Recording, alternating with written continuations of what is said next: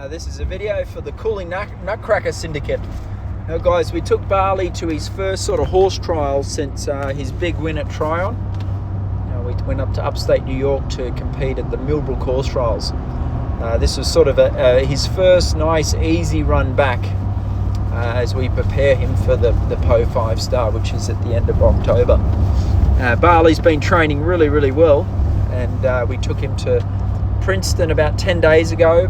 Peter obviously jumped him in a nice class there in the meter 20s, and been working away at his dressage and gently started sort of chipping away at his fitness. He's been cantering 4 miles once a week slowly for about 3 or 4 weeks now, so slowly building him up. He feels in great shape. The dressage was on Friday. We got up there Thursday morning. I gave Barley a ride when we arrived in the afternoon on Thursday, and he was quite excited, a little bit buzzed up. And then so I got up early again Friday morning, schooled him again on the flat, and by the time we did the test, he actually was in a great place. And I know it was only an intermediate test, but I felt like it's one of our sort of best tests so far. He was, when I say his best test, like he was in a great frame. I felt like the quality of the work was as good as we've ever had.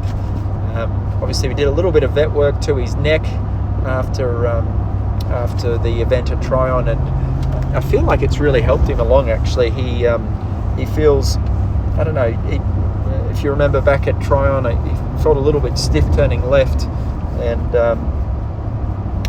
now he's like a rubber ball. Anyway, we won the dressage. He had a good test. We got a score of 30, which was obviously pretty good. The class it wasn't a huge class. I think there was about 12 or 15 horses in it, and he should have won too. He's by far the best horse in the class, so it would have been embarrassing if he didn't win the dressage. My plan always was to just give him a nice, easy, smooth ride around the cross country. The ground was a little bit hard up there. It wasn't terrible, but it was firm-ish. But really, I pushed him quite hard there at Tryon in the 4-star long, and I felt like I just wanted to have just a little bit of an easier trip around and make sure that he wasn't rattled from our fast start at Tryon. He gave me a fantastic round in the cross country. You'll see some of the jumps in a minute, but he was at his best. We've been training a fair bit, obviously, with Silver. Silver's been sort of coaching me on him. She usually rides him once or twice a week on the flat for me, just perfecting the flying changes, which are getting better and better. And then she sort of trains me on him as well, once or twice a week. We've also had Christoph Hess worked with us a couple of weeks ago, and then Christoph Hess is one of the top German dressage trainers and judges. He's actually coming back to our farm, I think in 10 days' time.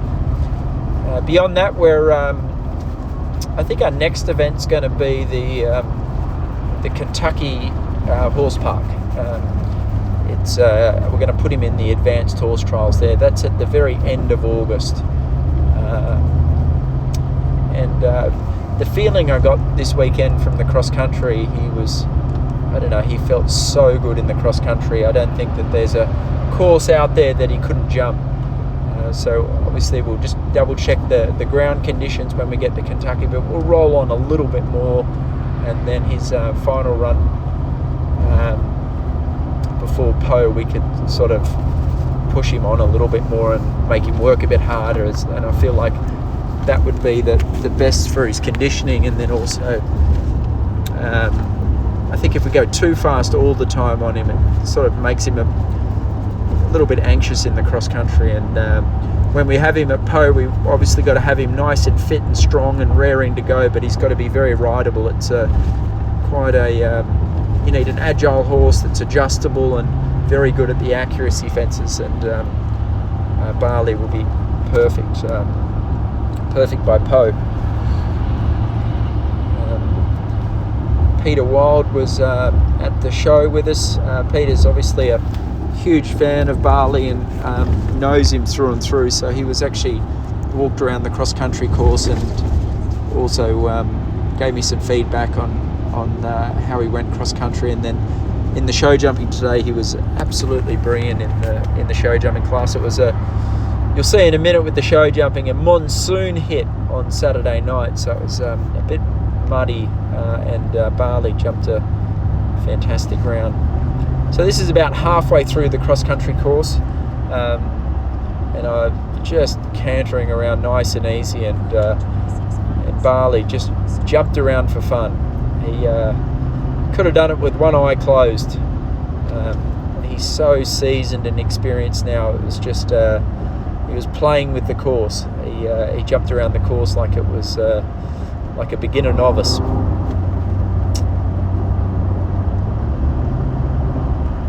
I feel like along with Mickey and Dallas, we'll start using the uphill gallops pretty soon. I want to get probably 14 or 15 faster hill works into him before we get to Poe. I felt like we had him very, very fit at Tryon, and it would be good if we were just a little bit fitter than that come Poe. Poe's it's a relentless course, and I think it's important to have him ultra fit, that we can still be pushing him along, especially in the last couple of minutes of the course.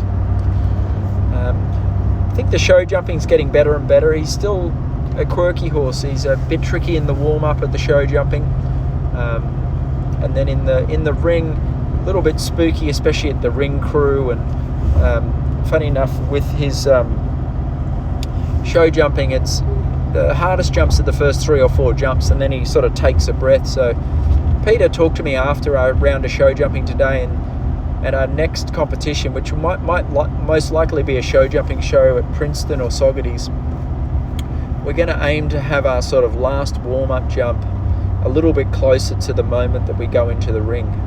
I feel like sometimes if you sort of let him stand around for 5 minutes, he switches off a little bit, and then you all of a sudden go in the ring and he changes a bit.